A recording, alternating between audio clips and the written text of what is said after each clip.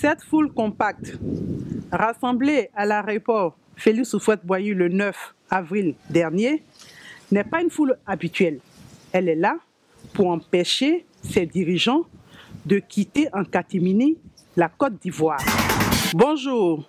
Le 8 avril dernier, nous avons pu lire sur le site de l'organe de régulation des télécoms en Côte d'Ivoire ce communiqué suivant. L'autorité de régulation des télécommunications TIC de Côte d'Ivoire informe la population et les consommateurs des services de télécommunications TIC du retrait des licences d'exploitation des opérateurs Grune, Comium, Côte d'Ivoire, Niamouté Télécom, Café Mobile et Ouarid depuis le vendredi 1er avril 2016.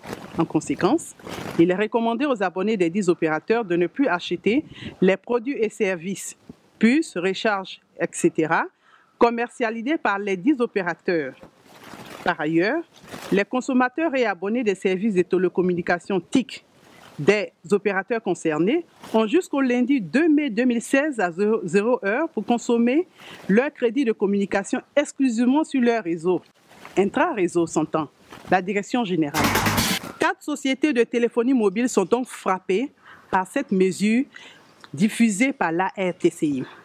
Si 2 d'entre elles, Niamouté Télécom, appelé également Café Mobile, et Ouarid, sont des fantômes dans le paysage de la téléphonie mobile en Côte d'Ivoire, il n'en est pas le cas pour Comium et Grune, qui à eux seuls cumulent près de 539 emplois aujourd'hui menacés.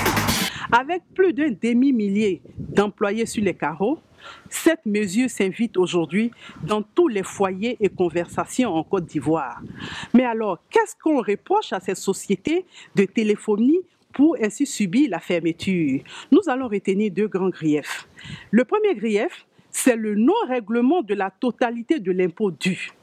Le deuxième grief, c'est la mauvaise qualité du service. Avec une mauvaise couverture du territoire ivoirien par ces sociétés de téléphonie mobile, ces sociétés peinaient à suivre la concurrence par une gestion chaotique de leurs dirigeants, mais surtout en prime, le non-investissement d'argent frais dans les équipements. Force est de reconnaître qu'ils allaient tout droit dans le mur. Mais dans le même temps, ces constats suscitent une série d'interrogations à laquelle nous allons nous soumettre. L'ARTCI était-elle informée des offres de rachat sur la table de ces sociétés quand on sait le droit de regard de cette autorité sur toute transaction opérée entre ces sociétés? Alors, pourquoi n'avoir pas imposé la fusion telle que préconisée par elle-même? La deuxième interrogation, pourquoi n'avoir pas obligé les dirigeants de Comium à régler les droits des employés avant leur sortie du territoire?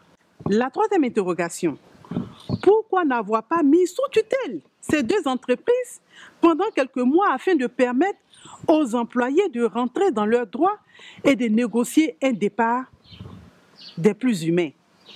La quatrième interrogation, quel délai s'accorde cette autorité pour livrer la 4e licence quand on sait que désormais ces 539 employés sont suspendus à ce nouveau opérateur qui va venir sur le marché? La 5e interrogation, et non la moindre, concerne les consommateurs.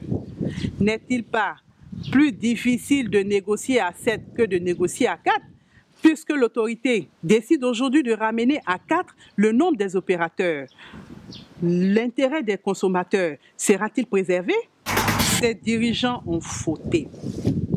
Mais en tant qu'observateurs de la société civile, nous nous tournons vers l'État afin de soulager ses détresses, de soulager ces cris qui fusent de sa société.